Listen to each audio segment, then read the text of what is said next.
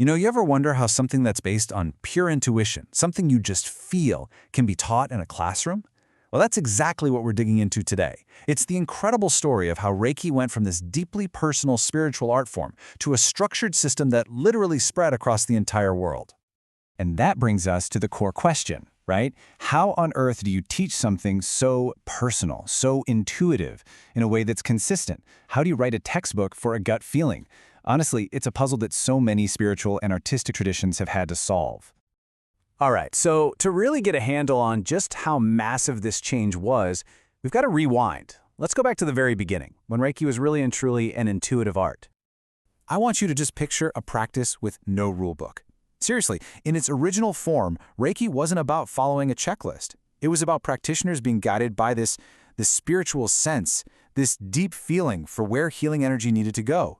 Every single session was fluid, totally personal, and completely unique. But, and this is a big but, there's a catch. As beautiful as that is, a purely intuitive practice is incredibly hard to pass down. How do you make sure that what one teacher feels is the same thing that a student learns? This lack of a system, a common language, was a huge hurdle for Reiki's growth, and maybe even its survival. And this is where our story gets really interesting. A key figure steps onto the scene, a man who saw a totally different path forward. He believed that adding structure wasn't going to dilute the practice, but could actually be the very thing that saved it. Meet Dr. Chujiro Hayashi. In his background, well, it's the key to this entire transformation. He wasn't just another spiritual student. No, this guy was a retired naval officer and a medical doctor. Just let that sink in for a second. His entire life was built around discipline, order, and cold hard evidence. He saw the world through a completely different lens. So, coming from that super methodical background, he looked at Reiki and saw a risk. He loved it, he valued it, but he thought, without a clear, organized system, this could get watered down or even lost over time. For him, structure wasn't about putting Reiki in a box, it was about building a strong foundation so it could last for generations. Now, a vision is one thing, but Dr. Hayashi was a man of action. He put this incredibly meticulous plan into motion to basically forge a repeatable method out of a deeply intuitive art. So how did he pull it off? It's actually pretty brilliant. He essentially applied the scientific method to a spiritual practice. First, he opened a clinic, right? A controlled environment where he could observe. Then, and this was totally revolutionary for this kind of work, he kept insane records.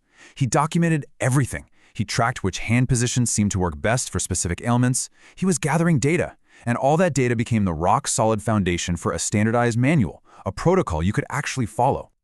And the result of all this effort? Whoa.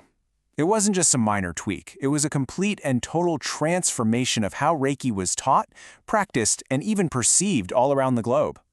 I mean, just look at the difference here. What was once totally intuitive became structured. What was spiritually guided became teachable. An unstructured art form became a repeatable method that anyone, anywhere, could learn and apply in the same way. It's a massive shift. And that right there, that was the secret sauce for it going global. All of a sudden, Reiki wasn't just for a select few. It was accessible to a whole new crowd of people. Folks who might have been a bit skeptical of something that seemed too out there or unstructured now had a clear, professional framework they could actually grab onto and trust. At the end of the day, Hayashi's system built a bridge for Reiki into the modern world. It created a common language, a shared methodology that allowed the practice to explode from this small, intuitive art into the global phenomenon that we know today. So it leaves us with this really big question, doesn't it? Was this standardization a necessary evolution? I mean, when we add structure to something spiritual, are we helping it survive for the long haul, or do we risk losing a little bit of that original intuitive magic? It's the central tension, not just in Reiki's story, but in the story of so many ancient practices trying to find their place in our modern world. Definitely something to think about.